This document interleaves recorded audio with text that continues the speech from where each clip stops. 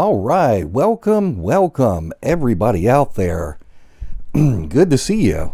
Today is November 24th, 2020.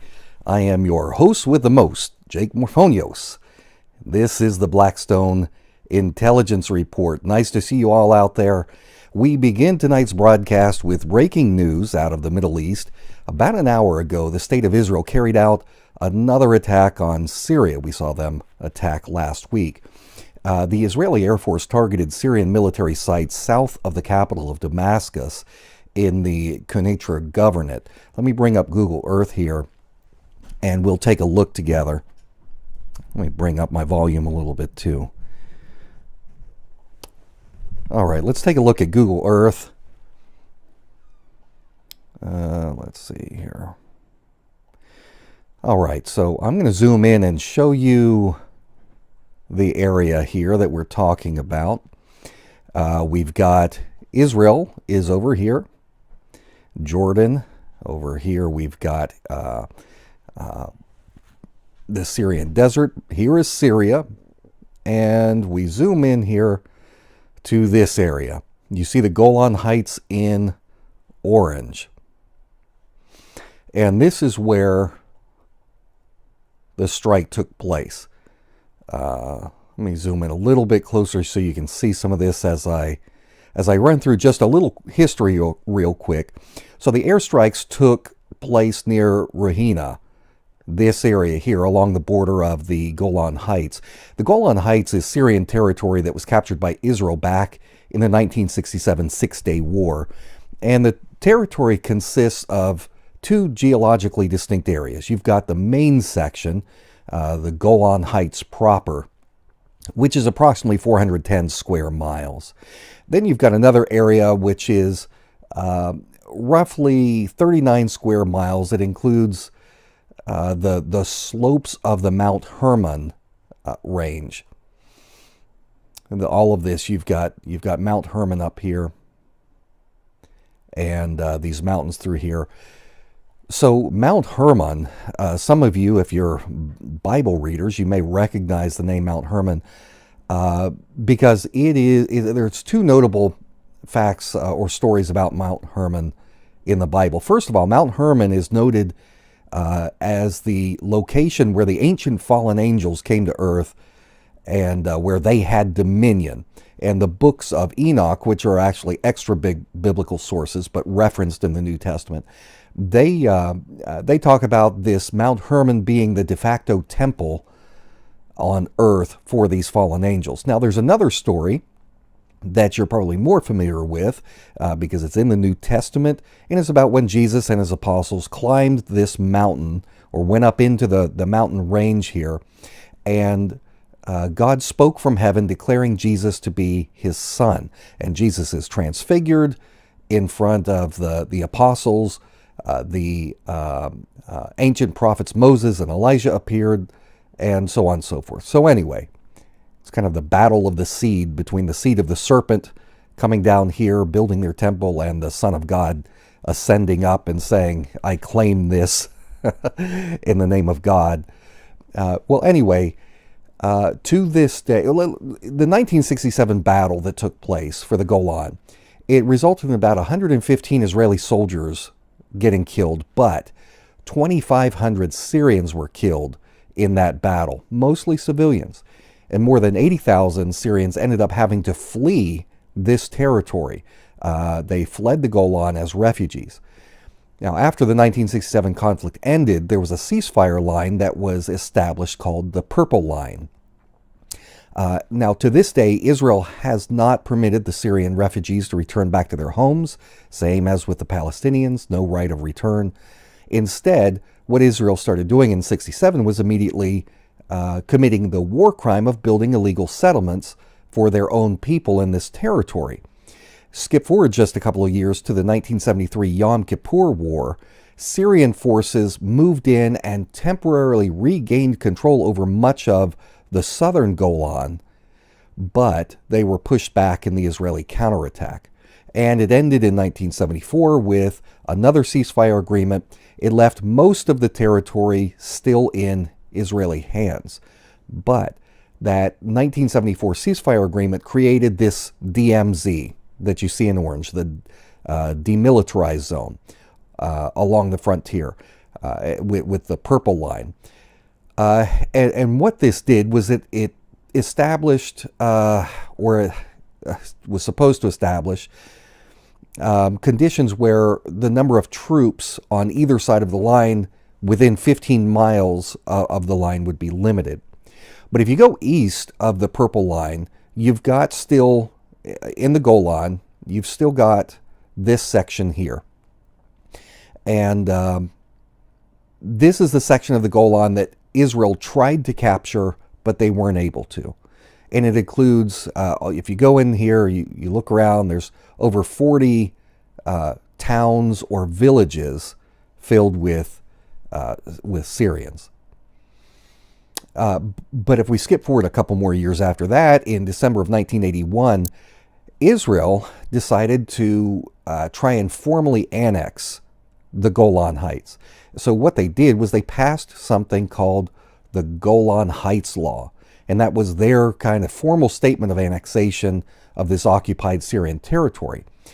But it was not until 2019 when Donald Trump stepped in on behalf of Israel.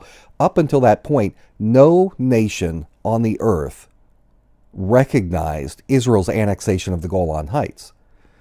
But Trump did, of course. And as a token of appreciation for Trump's unjustified recognition of Israeli ownership over the Golan, Benjamin Netanyahu named a settlement after him called Trump Heights. And we know that just this past week, Mike Pompeo, Secretary of State and big-time Zionist, visited the Golan and also a West Bank settlement. Two very in-your-face insults to not only the Syrian people, but also the Palestinians. But regardless of the Trump aberration, the entire international community continues to reject Israel's claim over this sovereign Syrian territory. So Syria continues to demand that Israel return to its pre-1967 war borders.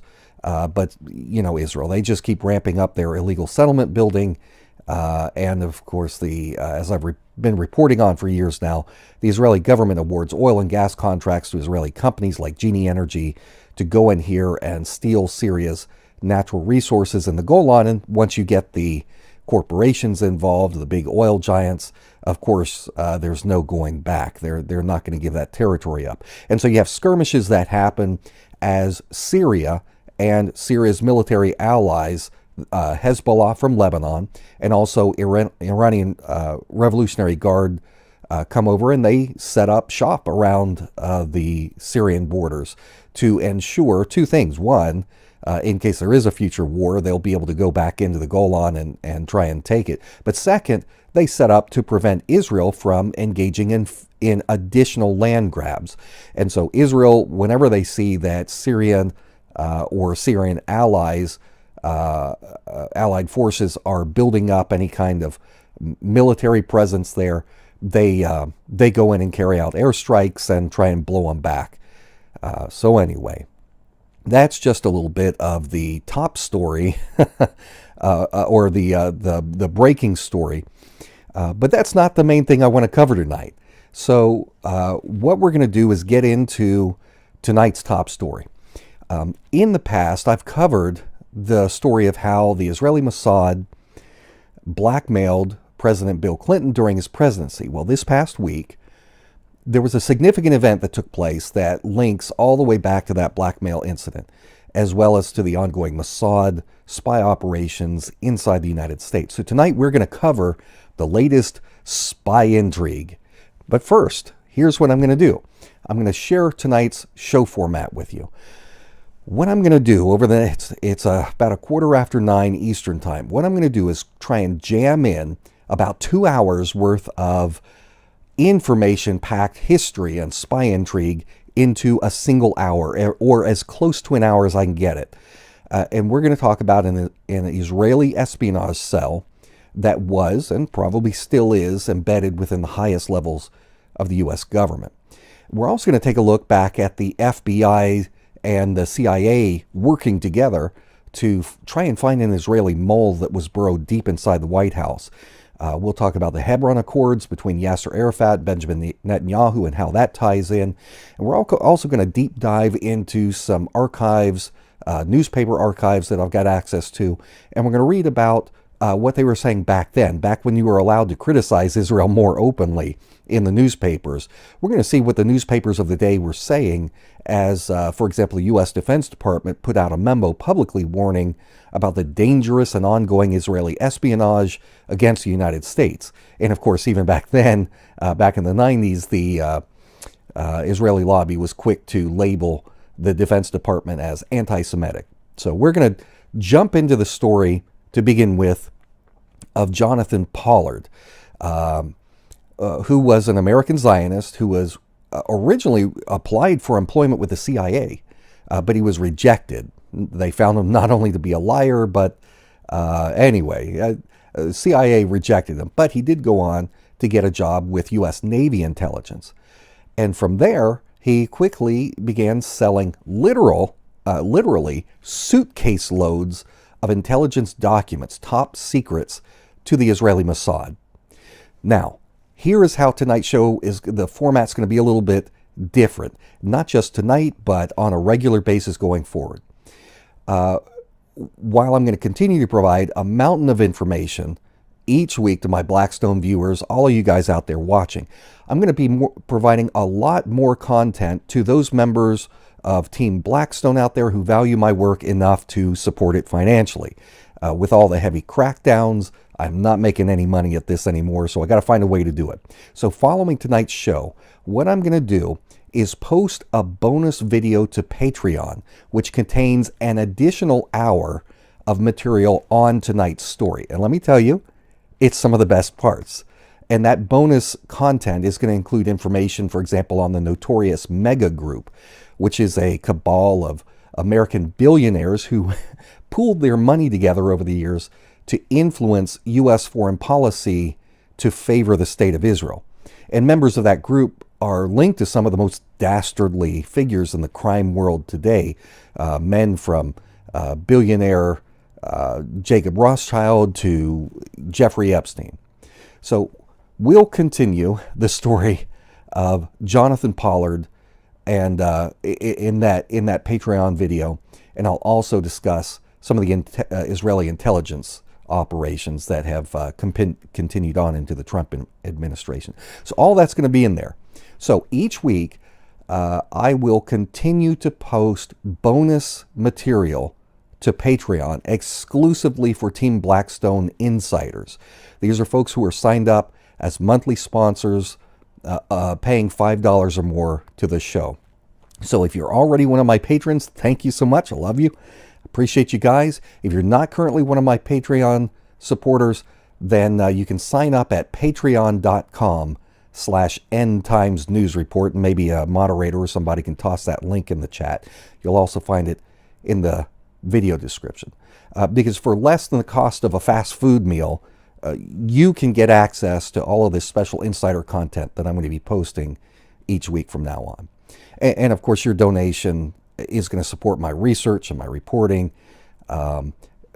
Being a Blackstone insider, you'll become a member of a close-knit community, like-minded people around the world who value truth over fiction, who believe in taking a bold stand against the forces of darkness and corruption around the planet, and who are sick and tired of the censorship and all the trouble. Anyway, once again, that's patreon.com/endtimesnewsreport. And there's your reminder down there. All right. So let's get off here with tonight's show. I want to kick it off with a recap of the main points of that blackmail story and give you some background there so you'll understand what happened this week with Pollard, why it's significant. If we go back to the 1990s, the FBI knew that there was a high-level mole inside the U.S. government.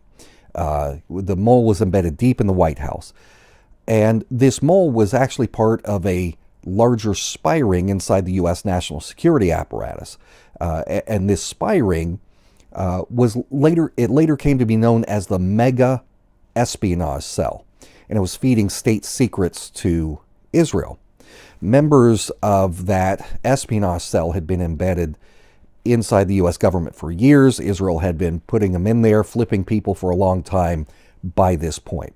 So the FBI and the U.S. Department of Justice had an open investigation. They were trying to find the source of these leaks. The first major break in their case came when the National Security Agency, the NSA, got some intel. The NSA, if you don't know what the NSA does, they handle America's SIGINT, or Signals Intelligence. SIGINT, S-I-G-I-N-T. That's their specialty. They monitor cyber communications like cell phone calls. They monitor emails, social media messages, which is called, all of that is called comment, or communications intelligence. But a subset of SIGINT is called ELINT, or electronic signals intelligence. And what happens are crypto analysts work within that subset to decipher encrypted information. And you've got traffic analysts that study who is signaling whom and back and forth. So that's what NSA does. They are the signals intelligence part of the U.S. intelligence community. So back in 1997, the NSA intercepted a phone call between the top member of Mossad, the Mossad chief over in Israel. His name was Danny Yatom. And Danny Yatom was talking on the phone with a Mossad intelligence officer who was operating inside of Israel's embassy in Washington, D.C. Now, in this phone call that the NSA intercepted, this Israeli operative told the Mossad chief that the Israeli ambassador to the United States, Eliyahu ben Elisar, wanted permission to make contact with this espionage cell, with MEGA, because he wanted to obtain a certain piece of private U.S. intelligence that had been given to Yasser Arafat the day after Arafat and Netanyahu had signed the Hebron Accords with Bill Clinton.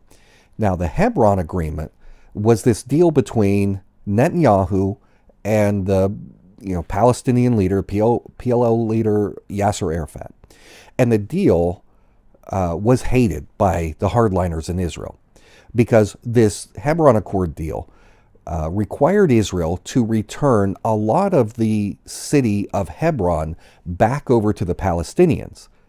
And they hated that. And it also required, the Hebron Accord also required Israel to give back some of the land in the West Bank that Israel had seized in the past.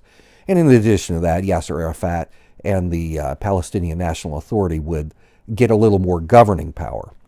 So the hardliners hated those in the Israeli Knesset, who were the liberals and just the general population that was more of a liberal bent. They didn't mind it. They liked this. They knew that it would lead toward greater peace, but the hardliners hated it. So Bill Clinton's Secretary of State, Warren Christopher, after this was signed, he gave private letters of assurance separately to Arafat and Netanyahu about the deal. Neither side knew what the USA had said privately to the other side. So Warren Christopher gives a letter to Israel, and he gives a letter to Palestine, to Yasser Arafat. The thing was, though, Israel wanted to know what's in that letter. What was it that Warren Christopher gave to Yasser Arafat? And so that is why this Israeli ambassador wanted to get he had his Mossad asset in the embassy there, contact the Mossad chief for permission to contact the high-level source in the White House that was spying for Israel, whose code name was MEGA. And they wanted this source who had access to tons of stuff. This was a very high-ranking person in the White House.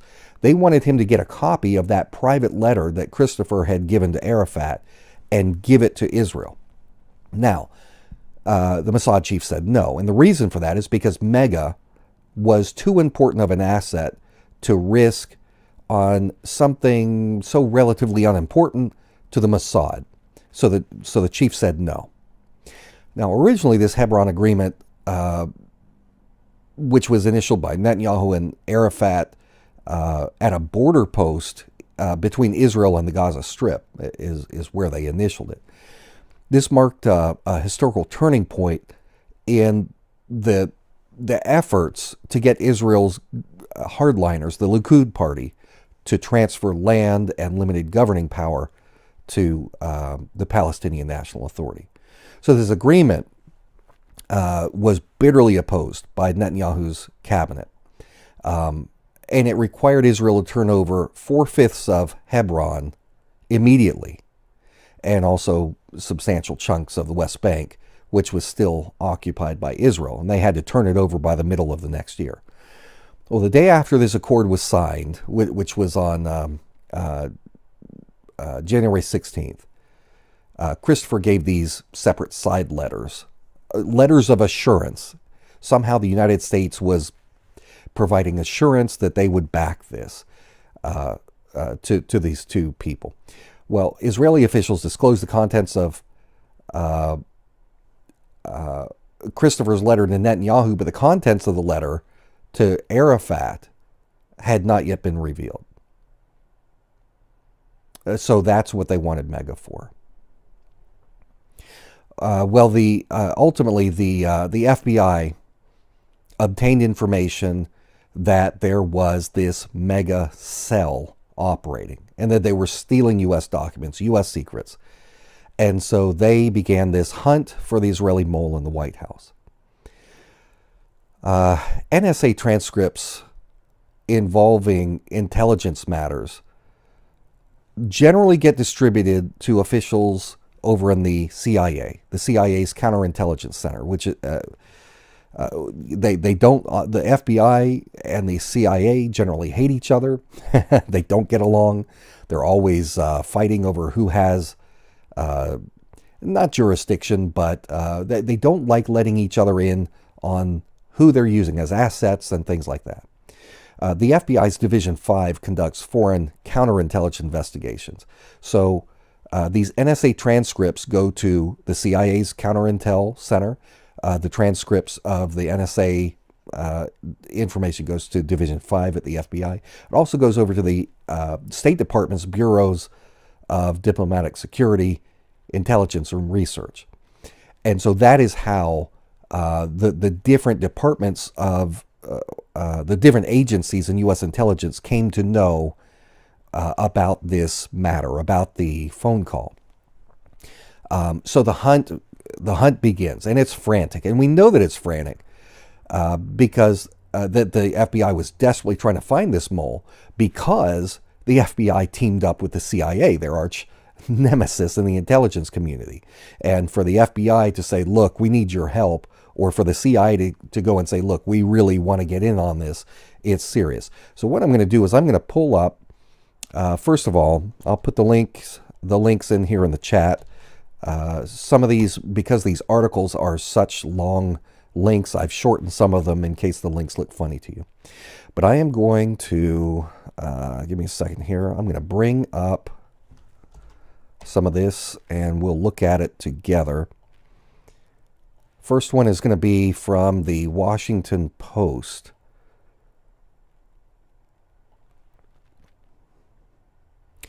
All right, so this is from 1996. This is an article talking about the U.S. Defense Department's memo warning about this Israeli spying that was going on.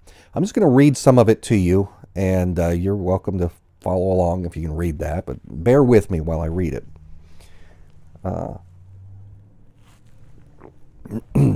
A Defense Department security office issued a confidential warning to many military contractors in October that the Israeli government was, quote, aggressively trying to steal U.S. military and intelligence secrets, partly by using, quote, strong ethnic ties to the United States to recruit spies. The warning, which described Israel as a non-traditional adversary in the world of espionage, was circulated by the Defense Investigative Service with a memo noting similar intelligence threats from other U.S. allies. The warning about Israel was, quote, canceled and withdrawn by the Pentagon in December after senior officials decided its author had improperly singled out Jewish ethnicity as a specific counterintelligence concern. The warning nonetheless provoked a vigorous protest yesterday by the Anti-Defamation League of B'nai B'rith, a prominent Jewish organization, which made the matter public and called on the Pentagon to conduct an internal investigation. Quote, "This is a distressing charge which impugns American Jews and borders on anti-Semitism," said ADL Director Abraham Foxman in a letter to Defense Secretary William Perry. The government memo and the ADL's angry reaction to it highlight a particularly delicate issue for the Defense Department. Many military counterintelligence officials remain scarred by the 1985 revelation that Navy intelligence analyst Jonathan J. Pollard stole what the memo refers to as, quote, "vast quantities of classified information" on Israel's behalf over a 17-month period. Pollard, who is Jewish, said he was motivated partly by sympathy for Israel. The Israeli government since then has granted him citizenship and unsuccessfully appealed to senior U.S. officials for his early release from a sentence of life in prison. The appeal has been supported by some U.S. Jewish groups, although not by B'nai B'rith, which said it found no evidence of ethnic bias in the U.S. government's handling of the case.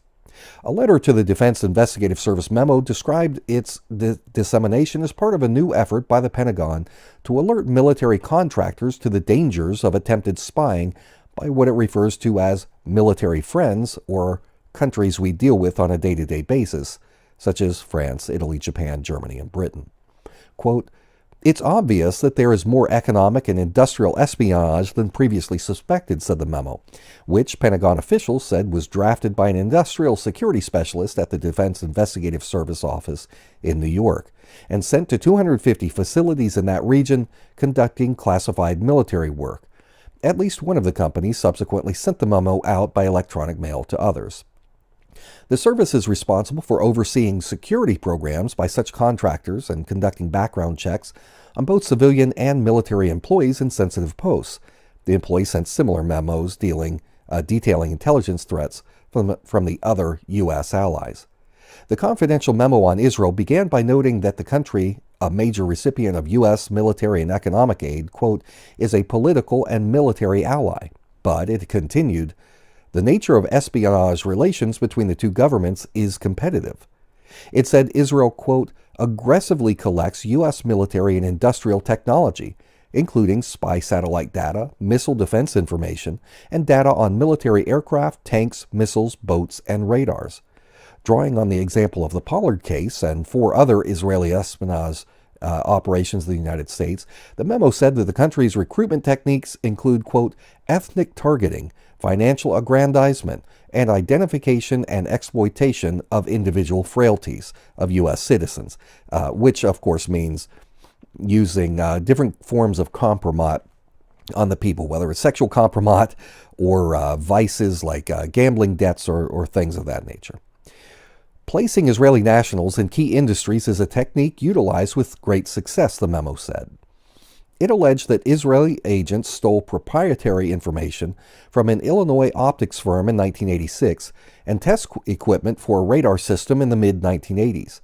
The memo also repeated previously publicized charges denied by Israel and never officially proven by U.S. investigators that Israel may have provided China with sensitive fighter jet technology obtained from the United States. Now, I'm not going to read the rest of the article. You're welcome to look that up if you wish yourself. But let's go ahead and talk about MEGA.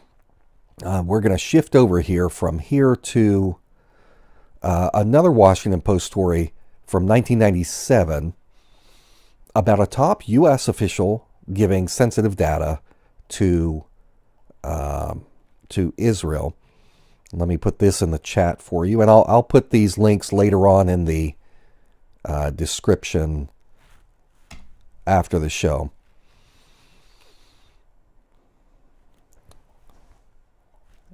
So you can read up on it if you want. A top U.S. official may have given sensitive data to Israel. This is from the Washington Post in 1997, May 7th, 1997. The FBI opened an investigation to determine whether a senior U.S. government official has been passing highly sensitive information to the Israeli government, according to sources with direct knowledge of the inquiry. The investigation was launched in January after the National Security Agency intercepted a secure communication between a senior Israeli intelligence officer in Washington and a superior in Tel Aviv that referred to someone codenamed Mega, and an attempt to obtain a sensitive American document, U.S. government officials said.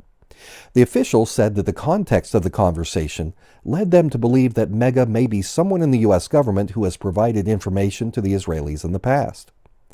The sources, who spoke on condition of anonymity, said the investigation was focusing on U.S. officials who would have had access to the document in question, a secret letter of assurances then Secretary of State Warren Christopher had given to Palestinian leader Yasser Arafat after successful negotiations to withdraw Israeli troops from most of the West Bank city of Hebron. In the intercepted conversation, according to two U.S. officials, the Israeli intelligence officer informed his superior in Tel Aviv that Israeli Ambassador Elazar had asked him whether he could obtain a copy of the letter given to Arafat by Christopher on January 16th, the day after the Hebron Accord was signed by Arafat and Netanyahu. According to a source who viewed a copy of the NSA transcript of the conversation, the intelligence officer, speaking in Hebrew, said, "The ambassador wants me to go to Mega to get a copy of this letter." The source said the superior in Tel Aviv rejected the request, saying, "This is not something we use Mega for." Asked yesterday about the investigation, a senior national security official declined to comment. White House spokesman Michael McCurry, traveling with President Clinton in Mexico, also declined to comment. All right. So, there's just a little background, and I'm going to give you a lot more information on this story. Israel had been aggressively spying on the United States, stealing state secrets for years. Nothing new. If we step back to the previous, and you know Israel's no friend of the United States. Remember, in 1967, they bombed, they tried to sink the USS Liberty, which was a Navy spy ship. They were afraid that the United States had intercepted communications about their intentions, what they were doing in preparations for this war. Also, they wanted to sink the ship and blame it on Egypt, which was their big rival at that time in history. It wasn't Iran, it wasn't Iraq, it was Egypt at that time. So Israel is no friend of the United States. But if we go back to the previous decade, before this story about Mega broke, we go into the Reagan years. One of Israel's most notorious spies was this guy that we've been talking about, a Jewish American named Jonathan Pollard. As I said at the top of the show, Pollard had applied back in the 80s to work for the CIA, but they rejected him. And one of the reasons that the CIA rejected Pollard was that Pollard, they learned, had been telling people that he was connected to Israeli intelligence. That's one of the reasons that the CIA didn't hire him. But, like I said, Pollard did go on. He got a job with the U.S. Navy as an intelligence analyst. But he got caught giving Israel top secret classified information. Among the information that he gave to Israel was the NSA's own 10-volume manual on how the agency gathers its SIGINT. So if we go back to 1984, Pollard gets assigned to the Navy's Anti-Terrorist Alert Center, and that gives him access to top secret clearance. He gets access to all kinds of top secret intelligence. He offers to sell this to the Mossad after he visited them at the Israeli embassy in Washington, D.C. Now, you have to understand, embassies, that we have embassies around the world, other countries have embassies here in Washington, D.C. An embassy is treated like the de facto territory of the other country. So, for example, based on these agreements, the FBI cannot just go walking into the Israeli embassy. They have to be admitted. You have to be able to gain entrance there. You can't go into the other people's embassy. And because of that, these embassies often house spies. It's a place where it's very difficult to bug or to get your own assets into. So the embassies are safe harbors, or at least they try to be safe harbors for spies, foreign spies, who work hand in hand with the state departments of the various states. Now, of course, Israel is all for this idea when Pollard comes in, bringing them suitcases full of documents, which he did. He was literally filling suitcases with papers and bringing them. And these documents revealed the secrets of the U.S. State Department, revealed the secrets of the Pentagon, revealed the secrets of the Department of Justice, the NSA, the CIA.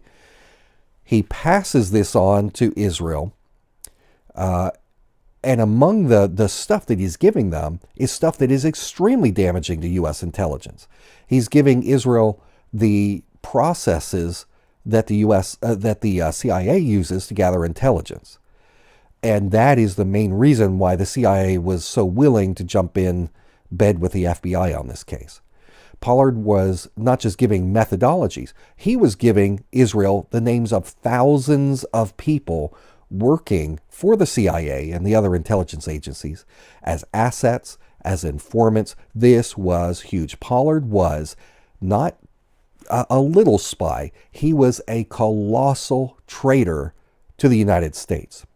Now, suspicions about Pollard's activities were raised on October 25th of 1985. What he had been doing was taking documents out, because he worked at his office there at the Navy Intelligence. He would take the documents out to his car or to his wife's car. She would pull into the parking lot and he'd take stuff out and give it to her and go back in, and she'd drive off. Well, some of the people there at the Navy Intelligence saw this, and so he gets placed under surveillance. And they turn the case over. They inform the FBI of what's going on, and so the FBI gets involved. Pollard quickly finds out, like almost immediately, realizes that the intelligence community is on his case. He's been caught. He's been found out, and so he tries to get to the Israeli embassy in D.C. so he can go in and claim asylum. But the FBI had gone and was hiding outside of the embassy. So before Pollard could get through the doors to the embassy, the FBI arrested him. They caught him. And they also, the next day, went and arrested his wife. There's, I'll show you some archived, I mentioned that I'm going to show you a little bit of archived material here that you can't really find some of this. Let me zoom in here and I'll bring this up.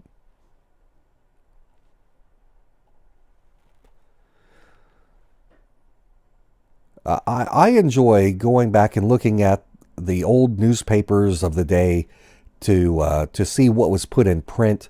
When you look at the print copies of old newspapers or magazines that are, for example, if they've got it on microfiche, or you can get hard copies, the advantage of that is you can see what was actually printed at the time, rather than everything now is digital.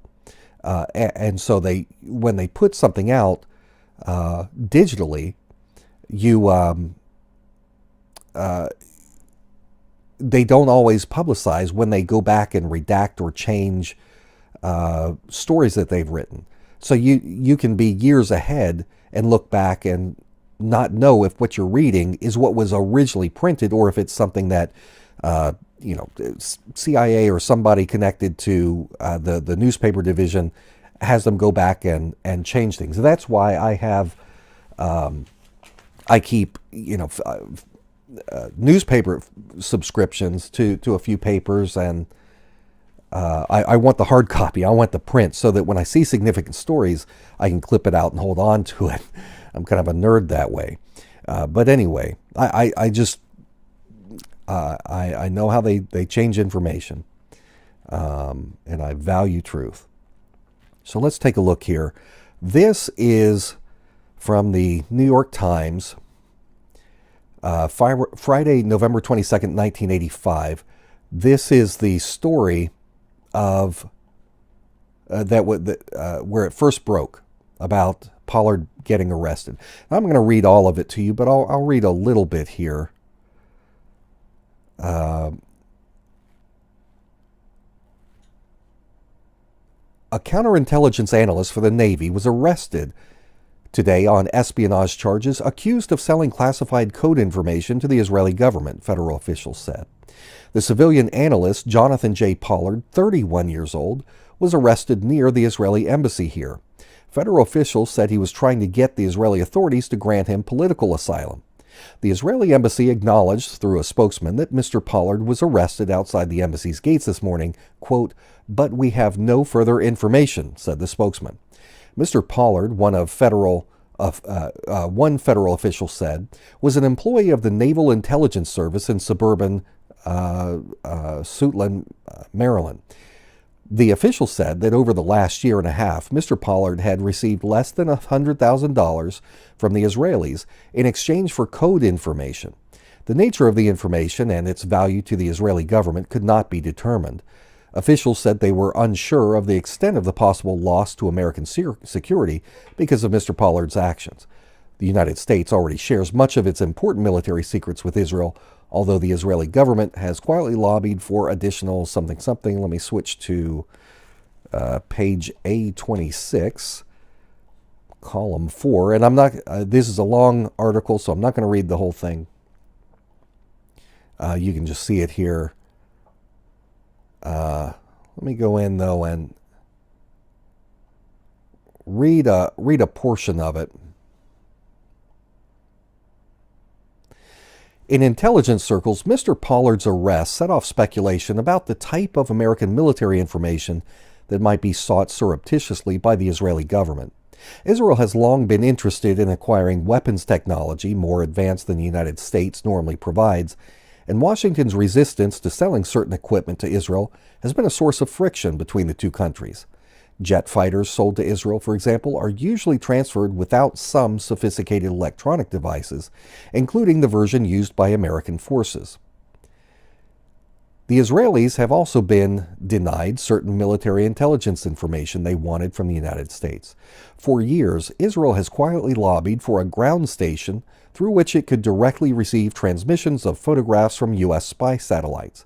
Israeli intelligence officials have said that Washington generally refuses to provide information on the Jordanian and Egyptian military.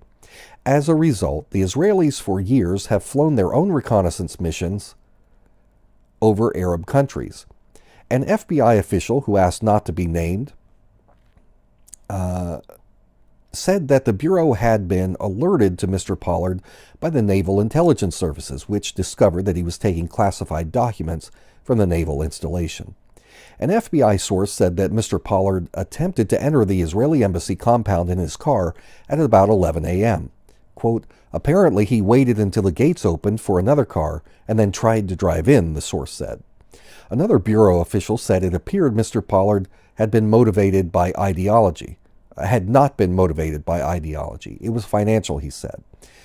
Several federal officials said that it appeared Mr. Pollard went to the Israeli embassy in hopes of attaining political asylum. A high-ranking intelligence official suggested that Mr. Pollard might have provided the Israelis with valuable military intelligence. If he was being paid a lot of money, you have to assume they were getting something of value, he said. Mr. Pollard and his wife live in a modest 4-story brick apartment building in the DuPont Circle neighborhood about 2 miles from the White House. One of their neighbors, Tim Dane, said, "Definitely, you'd never think the guy was a spy. I'd think he was an accountant." Mr. Dane, who described himself as an acquaintance of the couple, said that Mr. Pollard and his wife were very nice and very quiet. Neighbors said Mr. Pollard drove an older Ford and dressed modestly. Mr. Dane, who lives in the same building as the Pollards, said that over the past week, as he rose to jog at 6:30 a.m., he had noticed people whom he believed to be police officers sitting in an automobile near the building. Now that is, that's just a little bit. The article's quite long. You're welcome to read more of that if you want, but that just gives you a quick insight into what the newspapers of the day were saying on the day that that he was arrested. That's what they knew at the time. Of course, they did learn considerable more after this. Financial support and gives you some really nice looking swag. That's blackstoneintel.com.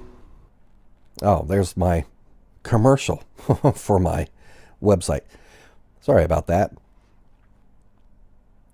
All right, so I'm going to pause here 1 second. How are you guys doing? I'm going to check in out there in the audience. Have you been enjoying this show so far? Has this information been interesting?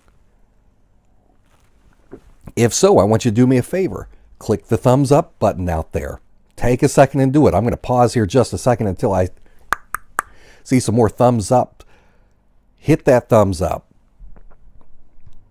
It definitely helps. Definitely helps. And if any of you have been enjoying the show and you want to toss a couple of dollars into my open guitar case, but you don't necessarily want to go sign up as an ongoing sponsor on Patreon, what you can do is go to PayPal, paypal.me/endtimesnewsreport, and make a donation, whatever amount you feel is appropriate.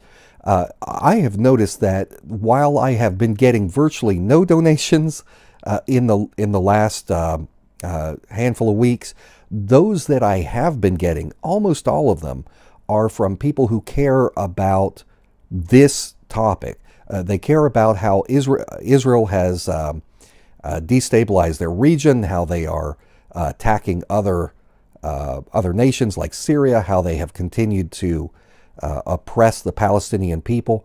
And so the impression I get from those that do support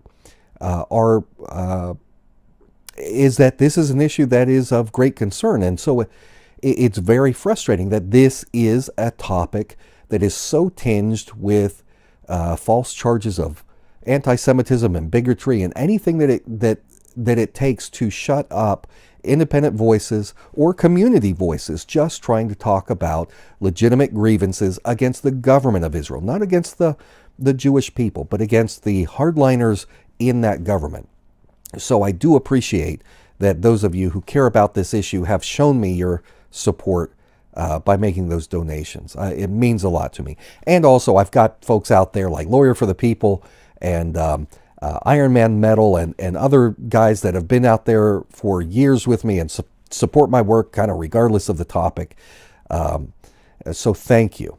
And if you're a Blackstone fan, you saw that that commercial a second ago, some of my merch. Go on over there to blackstoneintel.com and pick up something, some Team Blackstone merch.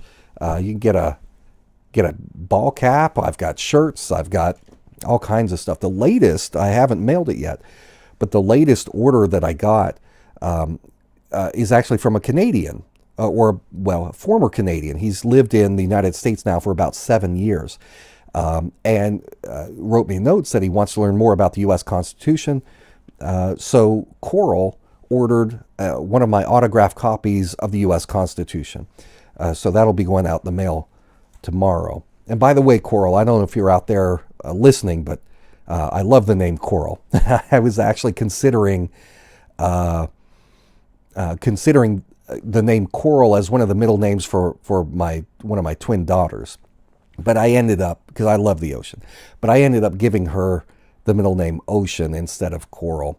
So Chloe Ocean Morphonios and her twin sister Malia Raven Morphonios, but we call her Molly. But anyway, and I see a couple of you in the chat saying that you've bumped up your Patreon donations from $1 to $5. Thank you, Stephen, so much. And like I said, you'll be able to go to the posts section, and from here on forward, you will see more content that is available only to Patreon supporters. Now, let's jump back in the story because I do have some more information I want to give you on this. We are right at 54 minutes in the show, and we're going to continue on. So, back to Pollard. Eventually, he goes to court. He pleads guilty. He gets sentenced to life in prison. Life in prison. This disturbed Israel. They did not want Pollard in prison for the rest of his life. A man who is behind bars for that much time is going to be more willing to pass information along to the U.S. government as some kind of a deal to get early release or something like that. So Israel is worried that Pollard, who has some access to other secrets, including the knowledge of the identity of other mega cell members who are spying for Israel inside the U.S. government, and they don't want him to give this. And also there's concern that Pollard may have knowledge, information that could lead to the uncovering of this high-level mole in the White House whose codename was Mega. So, to try to gain clemency for Pollard, Israel gave Pollard Israeli citizenship. And they petitioned the U.S. government to extradite Pollard to Israel. And the USA said, hell no. They kept trying. Israel kept trying over and over and over to get Pollard released, continuing to fear that one day he might cut a deal with the U.S. government, try and get out of prison earlier. But all of Israel's efforts failed. Now, in my other report, I detailed how Netanyahu let it slip to Bill Clinton privately that, Israel, we have obtained 30 hours of secret phone recordings of you, Mr. President, having phone sex and discussing other sensitive matters with a young intern named Monica Lewinsky.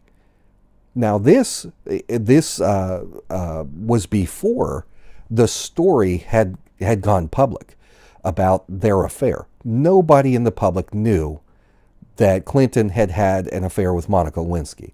So at a very sensitive time when Clinton was facing this trial with Paula White accusing him of sexual harassment and everything else, Clinton is vulnerable.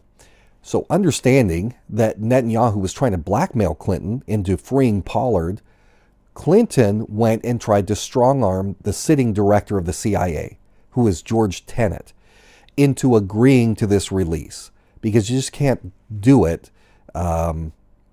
without consulting these other, aggrieved parties. So Clinton tries to talk to his CIA director into agreeing to let him go. Tenet says, not only does he say no, he says, if you do this, I will resign and I will make a stink over it. So Bill Clinton, of course, he doesn't want to be on the receiving end of accusations from the director of the CIA that he is helping to free a traitor to America. So Clinton cannot get Pollard free. Now, if you're interested in more on this blackmail story about how Israel blackmailed or tried to blackmail Clinton, you will find some more information on that in a couple of different books. One is by Gordon Thomas, and it's called Gideon's Spies. There's also another book by Daniel Halper. The title is Clinton Incorporated, The Audacious Rebuilding of a Political Machine. So anyway, both of those books have more information on this story.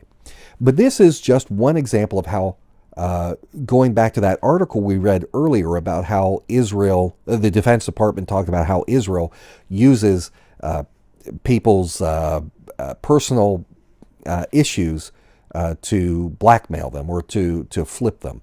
And using sexual compromise is on a U.S. president is stunning in its implications. Not just what they've done in the past, but what they could be doing currently with Trump and what they may try and do in the future. That's why we really need to, when we elect U.S. presidents, we need to look to people who are not encumbered by these kinds of either past rampant sexual infidelities or problems, debt to foreign nations or major creditors. These kinds of things make the president vulnerable to blackmail. So that is why you want someone who not only has the right political ideas, but who has a sound moral character. And that is very, very hard to find among politicians, unfortunately. But anyway, Jonathan Pollard, despite being a wretched traitor to America, he was seen, not here in the United States, but over in Israel, as a hero. They loved him. And so freeing Jonathan Pollard was, for a while, the cause of the day. In fact, in an effort to defeat Netanyahu during his first period of time as Israel's prime minister, because he's had two different stints as prime minister. In an effort to defeat him the first time, his challenger, Ehud Barak, was out there publicly arguing that he, Ehud Barak, had done more than Netanyahu had done to try and win Pollard's release. And this, made him more favorable to the voting public. Now, you may recognize the name Ehud Barak, maybe you don't. He not only defeated Netanyahu and became Israel's prime minister, but Ehud Barak was also neck deep with Jeff Epstein. The two have conducted illicit business together, and even fairly recently, Pollard was photographed leaving Epstein's Manhattan apartment. And in the pictures you see, as he has stepped out, you see up in the doorway there, these young, sexy blondes back in the doorway. Ehud Barak definitely was one of Epstein's cohorts and victims at the same time. Very dirty guy. Now, also Epstein's 17-year-old sex slave, who you may remember, Virginia Roberts, she testified in court that not only was she made to have sex with Epstein and Trump's personal attorney, Alan Dershowitz, Virginia Roberts said she was also instructed to have sex with Ehud Barak when she was 17. And of course, she was also pimped out to Epstein's former boss, Les Wexner. Hey out there, Lawyer for the People, just joined Patreon again for $25 a month. Woohoo! Lawyer for the People rocks. Yes. Thank you, brother. You are a great supporter. I appreciate it so much, my friend. Thank you. Thank you also for your example to other viewers. I sure do appreciate the support out there. Let me show you this real quick. I won't really read the whole article. Visit blackstoneintel.com and I'll show you the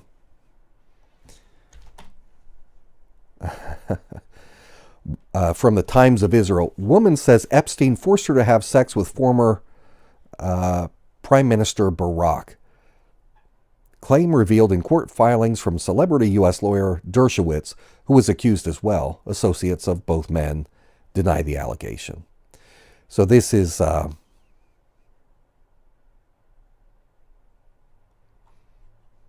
that's Virginia Roberts down there. Guthrie is her married name. But anyway, that's from June 24th, 2020, is when that article was published. Anyway, finally, if we move forward a little bit to 2015, Israel finally succeeded in getting Pollard's life sentence commuted, and he was released from prison. But the conditions were that he was to remain on parole for at least 5 years, during which time he would be prohibited from traveling to Israel. And then at the 5-year parole hearing, he would either it would either continue with this limitation, which is what it was expected to do. It was just kind of a given that they would extend this parole and continue to restrict this traitor from going to Israel. Because if he goes over there to Israel and he's not going to be extradited back to the United States, there's really nothing to fear. There's no reason to stop him from giving any information that he wants. to Israel that he may have. But anyway, he, as soon as he was released in 2015, it was clear he wanted to move to Israel immediately. But they put a halt on that, and so he was not allowed to go. But when he was released in 2015, over there, the Israeli parliament, called the Knesset, they quickly introduced a bill to allocate money to pay Pollard's housing, to pay for his medical expenses, to pay a monthly salary or stipend for the rest of his life. Rest of his life. But the bill was, and this was a public bill, the bill was withdrawn at the request of Benjamin Netanyahu. But it's only because that was so that the Mossad could funnel the money to Pollard under the radar to avoid the appearance of the Israeli government paying hush money to an American traitor. But Netanyahu continued to badger Barack Obama to grant Pollard clemency. Let him go, lift this restriction, don't make him serve out this parole sentence. Obama said, no, we're not going to lift this. So during that time, you know who Pollard's attorney in the United States was? None other than our favorite Martha's Vineyard nudist, Alan Dershowitz, the dirty lawyer who had helped Jeffrey Epstein to escape justice in Florida, who later was hired by Donald Trump to defend him during his impeachment trial. So that was Pollard's attorney back at this time. Now, we're starting to get to the good part of the story, and it's time to start introducing material on more into Jeffrey Epstein's circle. Figures like Ghislaine Maxwell, the daughter of infamous Mossad super spy Robert Maxwell. But like I said, I'm at an hour, 6 minutes. This is that cutoff point. I've got to save something special for my Team Blackstone insiders. So I'm going to continue this story on Patreon. Again, if you'd like to sign up and receive bonus weekly content for just $5 a month, go sign up at patreon.com/endtimesnewsreport. Again, if you are just signing up tonight, or if you're a returning Patreon member, when you go to Patreon, sign in, go to the posts section on my page, and you'll find the link to that bonus video that's up there right now. I put it up just before the show started. Now, guys out there, even if you are not able to support my work financially, please understand, I value you. I want you to know that I still value you, which is why I'm going to continue providing you with exciting video material every week, jam-packed full of research into history, geopolitics, domestic politics, other stuff that I love to talk about. But just always keep in mind, I make my videos for a particular kind of audience. Unfortunately, most people are very tribal, right? We divide into one of two opposing sides on just about any issue in the world, right down to from face masks to politics. It doesn't matter what the issue is.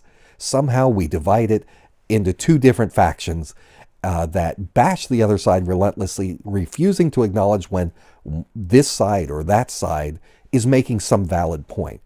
Now, that is not the kind of viewer that my reporting appeals to.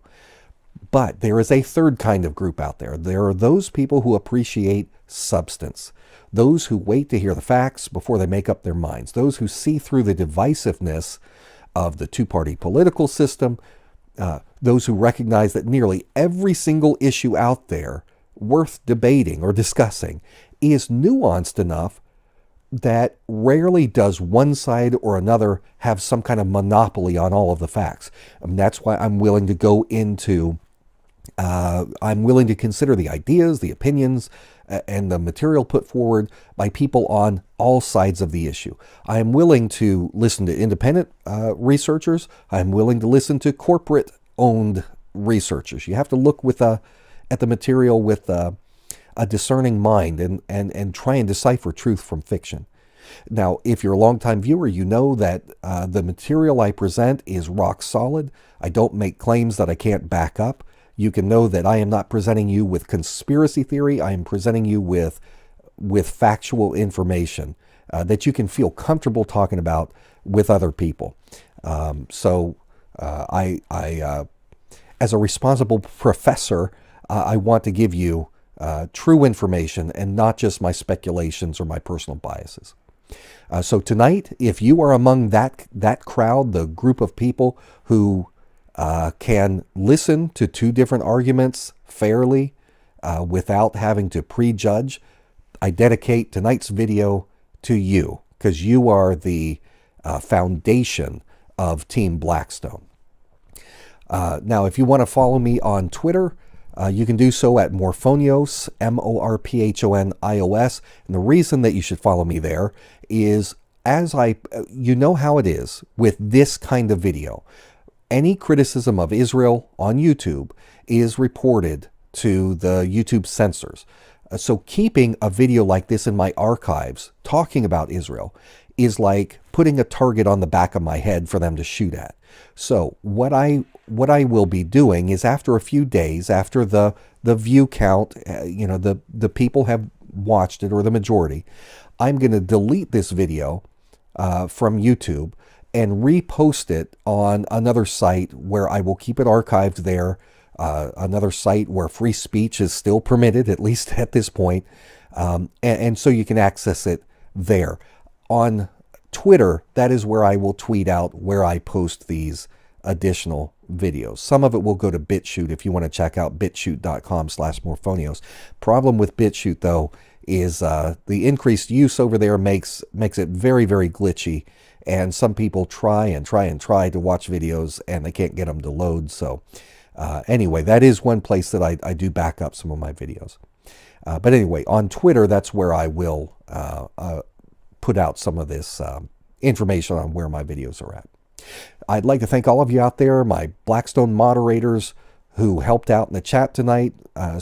Lawyer for the People, I appreciate you, brother. Bamboo Soldier, everybody, Iron Man Medal, Bill Dankinis, you're a great supporter, and everyone else, thank you for sharing your evening with me.